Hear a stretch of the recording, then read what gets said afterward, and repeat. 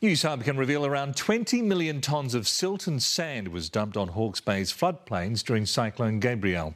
It's the findings from aerial laser surveys carried out by scientists who are mapping the land to see how it's changed. They estimate the cyclone created about 300,000 landslides, which now threaten to slip more debris into rivers in the future. Alexa Cook has this exclusive story.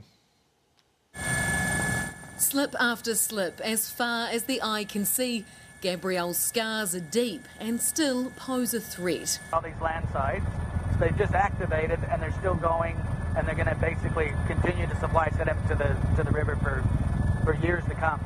The risk from landslides is far from over. Every small flood, you're going to see more sediment move.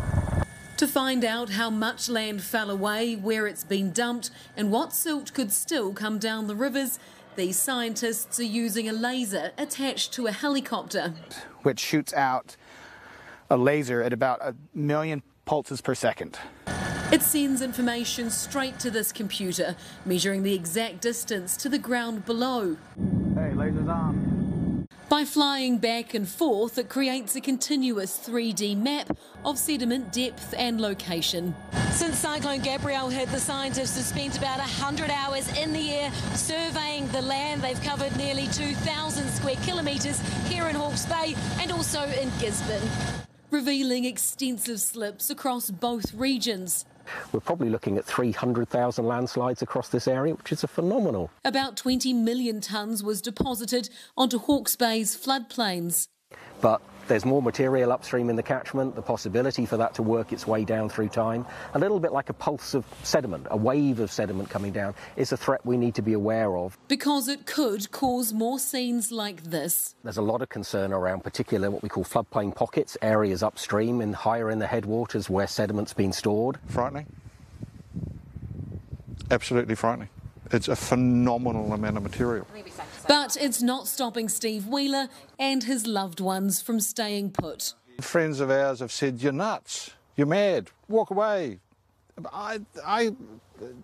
We can't run away. This is our little piece of Turangawaii. Residents will soon have more information about risks as researchers work to understand them. Piecing together that puzzle, we can begin to provide an answer to whether there's a future threat that we need to be aware of. By comparing data from 2020, they've created a 4D map. The blue shows where Esk Valley's floor is now much higher. In some places, the silt is 6 metres deep. Never seen the scale of vertical change that we've looked at during Gabrielle. The packets of sediment that are moving through here are, they're actually shocking. They're scary in those terms. A scary event that won't be the last. What we've seen here was not a one-off.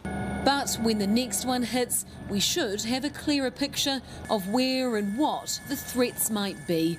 Alexa Cook, Newshub. Nearly 500,000 homes in New Zealand are at risk of flooding, according to new research from NIWA and the University of Auckland. Scientists warn that number is likely to grow even higher as more data becomes available. And as Kaylee Callaghan reports, one community is already trying to proactively protect themselves.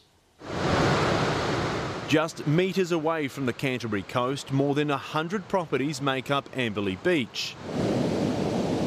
Threatened by coastal erosion, sea rise and flooding. Currently has a coastal bund which the people in the village have built, and it protects the village from storm surge. The community has recently confirmed a coastal adaptation plan with 7 possible pathways for proactive protection. To continue with the bund, to create a different type of bund, to look at protection around the village and pumping, and eventually, if the need arises, then they'd look at moving away from the village. The risk of flooding is real right around the country. There's 440,000 houses in this flood hazard area. That's 12% of the country's housing value. Most are in Auckland and Canterbury, making up half of the affected areas. The total replacement value of the properties is estimated to be $218 billion. With climate change, there's a high probability that the flooding that we will experience will increase, and so we need to sort of get on top of that now so that we can actually make these good decisions for the future. Just this week, the world's record for the highest average temperature was broken twice in 2 days. On Monday, the global average was 17.01 degrees Celsius. The very next day, the record was broken again, with the mercury reaching 17.18 degrees Celsius. A sign the climate is changing, and for communities like Amberley Beach, it's looking for support from central government. We'd really like to see some funding to help communities like Amberley Beach transition from one pathway to the next, to defray some of that cost somehow. Funding protection now instead of paying the price when disaster strikes. Kaylee Callahan, Newshub.